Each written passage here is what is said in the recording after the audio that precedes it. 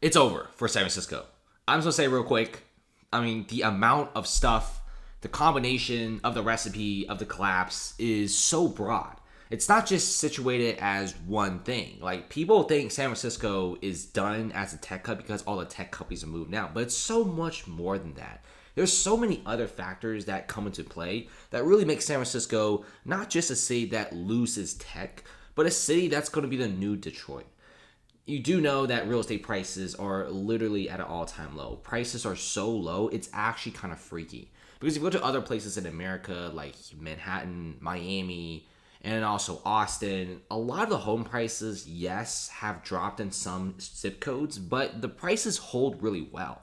But San Francisco is a whole different story. The prices do not hold well, right? In fact, if you look at the listing price for a lot of these units, like for example, this very luxurious San Francisco townhouse in a decent location for $2.25 million, you could easily tell them to sell it to you for like 30% off. And there's like a 50% chance that the landlord would probably say yes. And that's happening in San Francisco. One of the craziest deals I've ever seen. I mean, some of the real estate transactions are shockingly low, which really makes me wonder, how is this city even still functioning when the property prices are down this much, and also the city refuses to decrease the property tax for their landlords? We're seeing defaults that are sky high. Check this out. Charles Schwab puts a price tag on shedding real estate. They're cutting jobs and trimming other major expenses. This is a big deal because Schwab is a pretty big employer of a city. And like I said before, Schwab is actually moving massively online for San Francisco. Schwab does not want to stay in San Francisco longer than they have to. They're cutting several of their jobs. They're also trimming a lot of their expenses to save $500 million per year. So you do have San Francisco basically leading the charge in terms of remote work. And that's a scary thing to have for San Francisco, because San Francisco is like one of those cities with a crap ton of office buildings. And before the pandemic, their vacancy rates were only less than 1%, meaning that offices were actually being fought tooth and nail just from other companies. And landlords could charge crazy high amounts. Now vacancies are up to 40%. And I think it's even higher than that because there's offices that are being rented out, but it's completely empty because the company have already left. And they're just waiting for the lease to expire. And nobody wants to sublease it. So you do have this situation where so many companies are leaving. And it's not just companies, guys.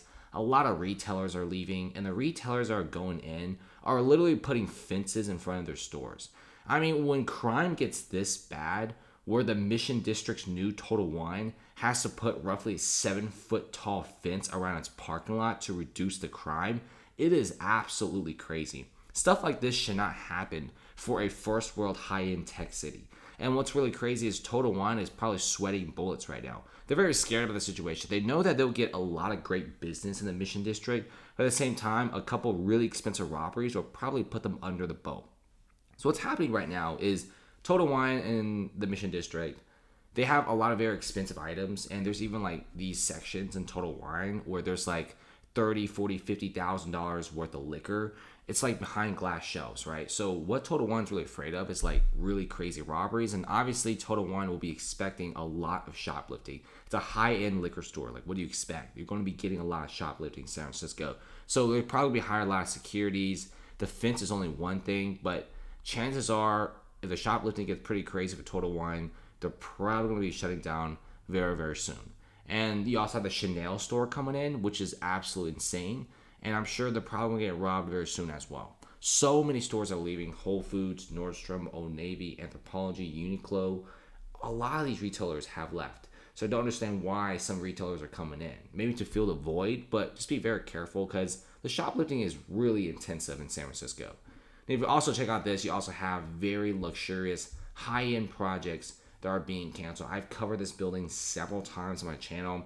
This is supposed to be a channel that talks about San Francisco news and San Francisco crime and stuff like that. But the real estate sector has been getting more interesting as time goes on. It's a $1.2 billion Hayes Point Tower. The construction has now stopped from rampant crime, lots of homelessness, and a lot of fentanyl and drug use. And if you look at this, they are failing to find tenants and investors. It's supposed to be 333 condos, which nobody wants. There's almost 300,000 square feet of office space, which nobody wants. You probably have seen what I said in the beginning. The vacancy rates are crazy high, up to 40% at this point. And look at this. So many of these big projects. This isn't the only one. There's also a couple other skyscrapers that have completely halted construction. They haven't started building, they haven't started the foundation, but they completely stopped. And to get the green light on one of these massive projects takes years of lobbying in the government to get approved for these projects. These skyscraper projects, the reason why they're so rare every year is because developers have to spend a lot of money and time trying to get the city to approve these types of buildings. So it's just like Manhattan, right? It's so difficult to get approved for like a skyscraper. It's very, very difficult. It's one of the hardest things to do. And same thing with San Francisco. I'm pretty sure San Francisco is even more strict because of like the earthquakes and stuff. And also how the city is pretty slow to react for a lot of things. So this tower took years to be approved, and now they're approved, and then suddenly nobody wants it. Okay, real estate prices are all-time low, so they basically wasted like half a decade trying to get this tower up and running. They already have the machinery ready, and the plot of land is already flattened, but nobody wants the building on it because there's nobody there. And you see that building back there? That's NEMA, the blue tower. It's about to default on a $400 million loan because nobody wants to rent it. And that's the reason why this tower doesn't want to be built, because their neighbors are going foreclosed. So why would you buy this building, which is buy a foreclosed building for like so much cheaper? So that's what's going on. It's scary stuff. And look at all the stores that's left. This is just a tip of the iceberg. There's just several more of these big stores that are leaving. Okay, not to mention hundreds of mom and pop shops that are closing down. You probably have seen videos of the Mission being completely empty and having stores vacant. It's scary stuff. I mean, San Francisco looks like this all the time. Constant car robberies, rampant theft, and of course, lawlessness everywhere. Nobody gets arrested. Of course, the city really deteriorates. And it just looks like this, basically 24/7. And it's a really sad sight to see, by the way. I mean, seeing a lot of people just homeless on the streets, people high, drug use, a lot of mental problems, and of course, the city just basically doesn't care. I mean, it would be kind of nice if the city just pulls a San Diego at this point, because San Diego actually banned tents on the streets, which actually helped revive their downtown and also the tourism industry. San Diego actually has designated places in the city for camps, tents, and homeless individuals, and they also provide a lot of very, very good high-end services for these people, because San Diego is actually making a lot of money from their businesses and tourism because they actually cleaned up the streets and businesses are actually functioning normally now. So big W for San Diego. I mean, that's probably the only city in all of California I'm willing to move to. Not Los Angeles, not San Francisco, not any of those places, not Sacramento. It's probably San Diego because it's a lot less crappy in my opinion. So if you look at this, people are also asking, what about these empty hotels being converted to homes, maybe cheaper homes for people to live in, and maybe people won't be homeless? Well, guess what? If you want to convert these offices to homes, it's almost $1,000 per square feet. So do the math. If they do convert it, they're going to have to sell these as very expensive condos or very expensive rentals, which nobody right now in the market wants very expensive rentals. And also, not every single office building can be able to be converted to condos or apartments, because some apartment layouts and also the beams inside the structures are really oddly located, which they're pretty much designed for offices not to live in. Okay, just offices, not residential. So that's probably not going to happen. You also have big tech events canceling. Red Hat, Meta canceling their 2024 meeting at San Francisco Center. That is a big deal, guys. It's not just even Salesforce Dreamforce event, which is kind of like their AI events, the biggest in the world. They're threatening to leave San Francisco because of the crazy high crime and homelessness.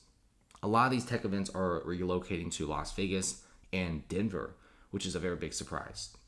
And this is just bad stuff all over the place. I really do think San Francisco is now losing its status as a tech hub, with tech employees, tech engineers, and even just the donut shop employee, even like the ice cream store manager, they're all leaving for greener pastures.